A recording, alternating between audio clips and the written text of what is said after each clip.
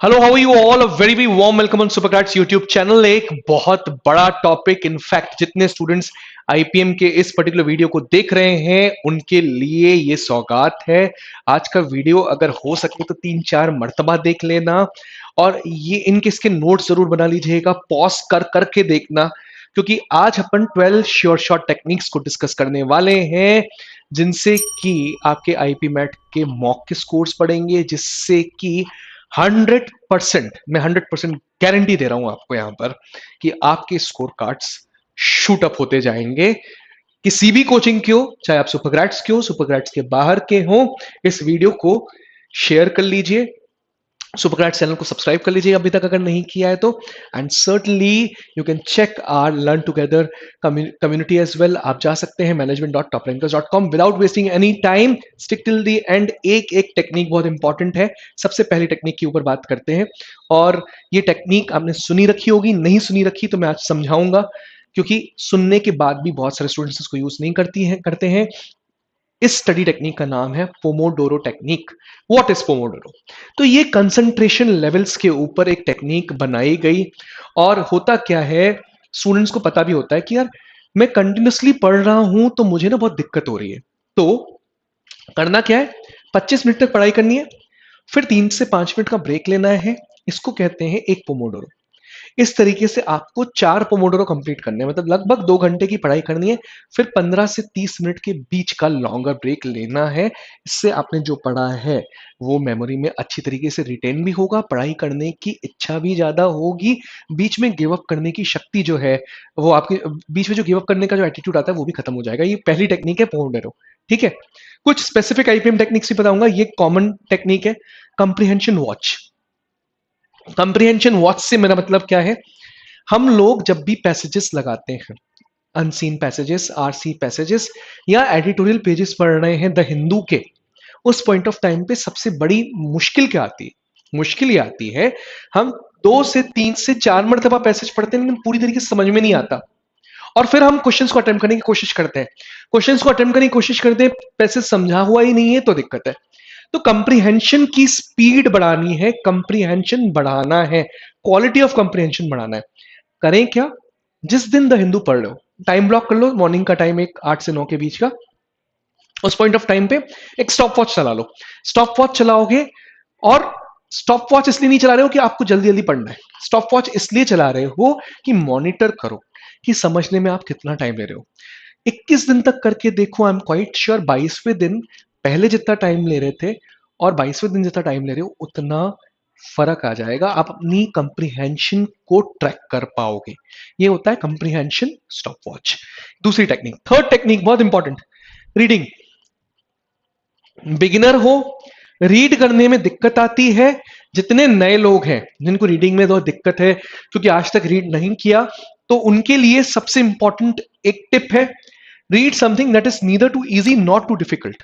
मतलब आपकी जो कंप्रीहेंशन लेवल्स हैं उससे ना तो आसान चीज पढ़ना जो कि इजीली समझ में आ जाए, ना ऐसी चीज पढ़ना शेक्सपियर टाइप की जो आप पढ़ रहे हो और ऊपर से बाउंसर जा रहा है। कुछ ऐसा जो थोड़ा सा आपकी लेवल के ऊपर का हो, उससे शुरुआत करिए, ग्रेजुअली अपने रीडिंग मटेरियल को चेंज करिए।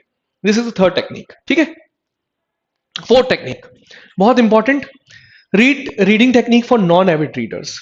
मैं आईपीमेट इंदौर का एग्जाम निकालना चाह रहा हूं, रोहतक का एग्जाम निकालना चाह रहा हूं, लेकिन रीडिंग करना मुझे पसंद नहीं है, मैं एविड रीडर नहीं हूं, तो क्या करूं? ऐसे केसेस में आपको आपकी इंटरेस्ट वाली चीजों को पहले पढ़ना चाहिए।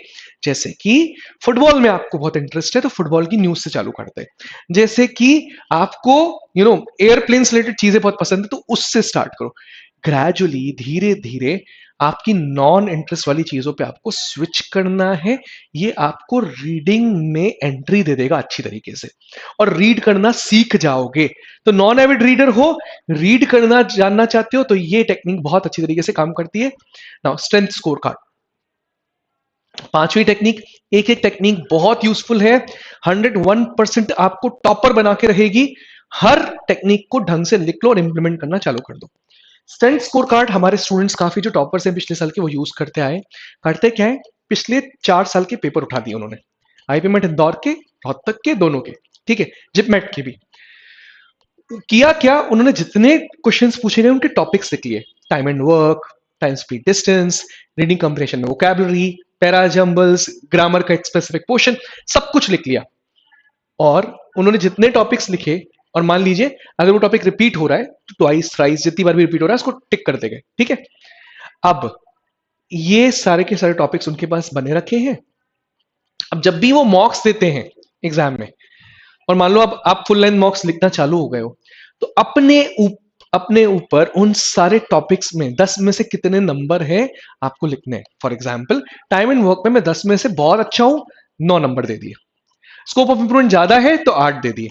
परमुटेशन कॉम्बिनेशन में उतना स्ट्रांग नहीं हूं, मोस्टली क्वेश्चंस गलत हो रहे हैं, तो 10 में से 1 या 2 नंबर दिया। अगर बीच का कहीं हूं तो 5 नंबर दिया। और हर मॉक के बाद आपको, हर 2-3 मॉक्स के बाद अपने स्ट्रेंथ स्कोर कार्ड को चेक करना है। बस ऑनेस्ट मार्किंग देते जाना है।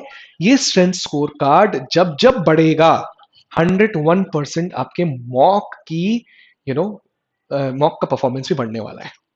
It is a way of checking self कि किस तरीके से हम परफॉर्म कर रहे हैं, ठीक है। इसके बाद शेड्यूल। यार शेड्यूल से अच्छी कोई चीज नहीं है, ट्रस्ट मी। डिफिकल्ट है लेकिन अगर इंप्लीमेंट कर दी तो आपके बहुत सारे घंटे बचा देगा। सोने से पहले या दूसरे दिन उठने के बाद पहला काम यह करना है, आज का पूरे दिन का शेड्यूल मुझे लिखना है। उसमें हर चीज इंक्लूड करनी है आपको। क्या क्या इंक्लूड करोगे उसमें? इंक्लूड करोगे अपनी हॉबी को भी, इंक्लूड करोगे किस टाइम से क्या चीज पढ़ने वाले हो, किस टाइम पे आप क्लासेस देखने वाले हो, किस टाइम पे मॉक्स लगाने वाले हो, किस टाइम पे टीवी देखने वाले हो, किस टाइम पे फ्रेंड से बात करने वाले हो, किस टाइम पे वॉशरूम जाने वाले हो, हर चीज। और ये फॉलो करना है। अब फॉलो कैसे करना है? मान लो मैं लॉजिकल रीजनिंग की एक्सरसाइज लगा रहा हूं, ठीक है। 6 बजे तक का टाइम है मेरे पास लॉजिकल, उसके जस्ट बाद मेरा बैडमिंटन खेलने का टाइम है। तो 6 बजे तक जितना लॉजिकल रीजनिंग हुआ है उसको बंद करके 6 बजे बैडमिंटन पे जाओगे ही जाओगे, और इस पे स्टिक रहना, बिल्कुल स्टिक रहना। और मान लो बैडमिंटन का टाइम उसके बाद 7 बजे तक का ही है, और उसके जस्ट बाद आप लोग मॉक लगाने वाले हो, 7 में 1 मिनट हो तो बैडमिंटन बंद करो, जितना भी खेला खेला, उसके बाद आपको मॉक लगाना ही है। ये करके देखो एक बार 21 दिन तक, lot of things are going to change, lot of things guys, ठीक है। इसके बाद आगे बढ़ते हैं, just a second.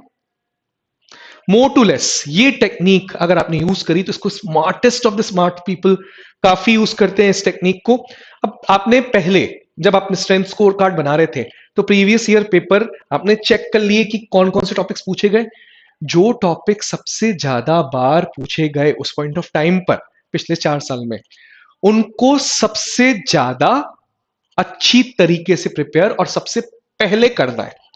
So more to less में जैसे कि for example probability was asked most, तो प्रोबेबिलिटी में मुझे अंदर डेप्थ तक जाके सबसे ज्यादा काम करना है।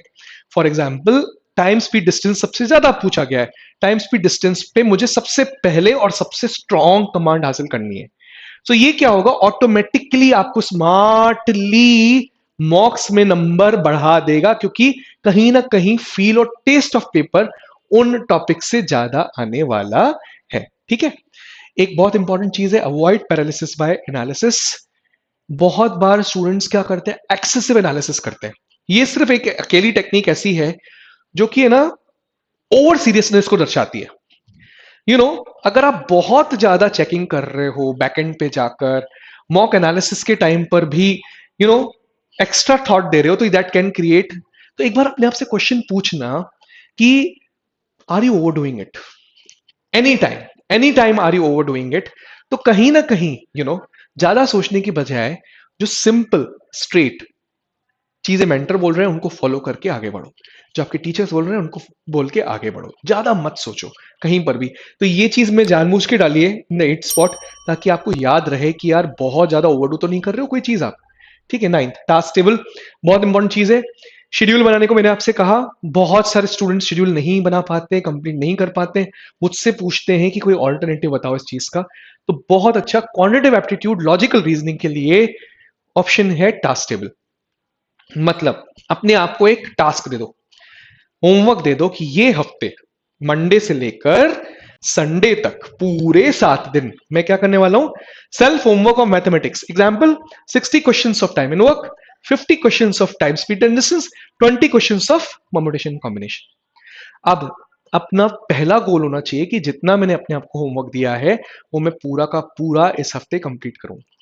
इन केस कुछ चीजें छूट जाती हैं तो उनको अगले हफ्ते पे शिफ्ट कर सकते हो, बट गिल्ट होनी चाहिए कि कुछ चीजें छूटी हैं, अगली बार ये नहीं होना चाहिए। तो मतलब जितना बच जाए पोर्शन, मान लो 5-5 क्वेश्चंस 2-3 टॉपिक से बच गए तो उसको अगले हफ्ते शिफ्ट कर दो और फिर से टास्क टेबल बनाओ अगले हफ्ते का। This is going to be a big big relief for you guys, और आपका काम होता रहेगा, मेहनत होती रहेगी, ट्रैक भी कर पाओगे मेहनत हो रही है कि नहीं हो रही है। रॉन्ग क्वेश्चन ट्रैकर, ये बहुत इंपॉर्टेंट चीज है। सो मॉक्स लिखने के बाद आप मॉक्स का एनालिसिस करते हो।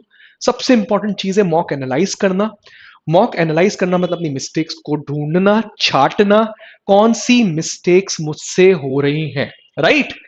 ये चीज, और उन हमारा अल्टीमेट ऑब्जेक्टिव एनालिसिस का क्या होता है कि जब सेम टाइप का क्वेश्चन, जब सेम टाइप का पर्टिकुलर चीज वापस रिपीट हो रही है कभी भी, तब मैं उस पॉइंट ऑफ टाइम पर प्रॉब्लम में ना आ जाऊं। समझे कि नहीं? तो अब क्या करना है, आपको रॉन्ग क्वेश्चन ट्रैकर लेना है। Topic wise wrong question tracker दिखना चाहिए आपको। जैसे कि आप एक मॉक एनालिसिस कर लिया, दूसरा कर लिया, तीसरा, आपको यह पता होना चाहिए कि अगर मेरा एक पर्टिकुलर टॉपिक से कोई चीज छूट रही है, कोई रॉन्ग क्वेश्चन आ रहा है, तो कौन सा बार बार आ रहा है। दैट यू, जैसे मेंसुरेशन है, यू आर एग्जैक्टली पॉइंटिंग कि मेरा मेंसुरेशन का इस टाइप का एक पर्टिकुलर क्वेश्चन हमेशा गलत हो रहा है, या एवरेजेस में 3 टाइप के क्वेश्चन हैं जो मेरे गलत हो रहे हैं। नेक्स्ट टाइम इस टाइप के क्वेश्चन आए तो उसको किस तरीके से शूट करना है, ये जान लोगे ना अगर, तो बहुत सारी नंबर्स, खासकर नंबर्स में बहुत टाइप के क्वेश्चंस गलत होते हैं। एक सेम टाइप के, ये एक आदत सी हो जाती है कि वही टाइप के क्वेश्चन आएगा और मैं नहीं कर पा रहा हूं। तो रॉन्ग क्वेश्चन ट्रैकर वहां पर आपको मदद करने वाला है। एग्जाम राइटिंग स्ट्रैटेजी, इससे अच्छा कुछ नहीं।